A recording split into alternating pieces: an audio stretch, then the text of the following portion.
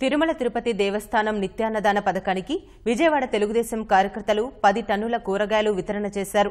మీ భవిష్యత్ నా బాధ్యత అని నినదించిన తెలుగుదేశం అధినేత చంద్రబాబు తిరిగి ముఖ్యమంత్రి కావాలంటూ కార్యకర్తలు కూరగాయల వితరణ చేశారు.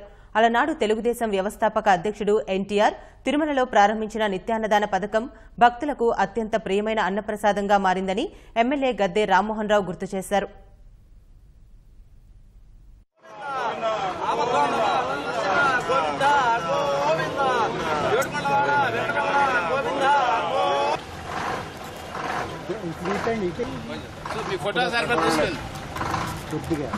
ఆడే ఉండని ఇవి 7 మూటలే కదా ఉన్నాయి.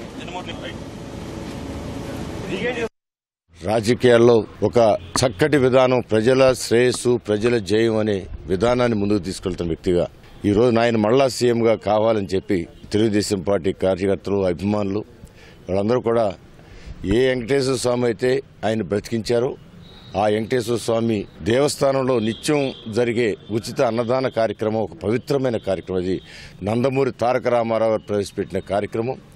ఆ రోజు నుంచి ఈ రోజు వరకు కూడా ఎంతో చక్కగా ఉన్నతంగా ఒక దైవ ప్రసాదం లాగా ప్రతి ఒక్కళ్ళు భోంచేసే కార్యక్రమం.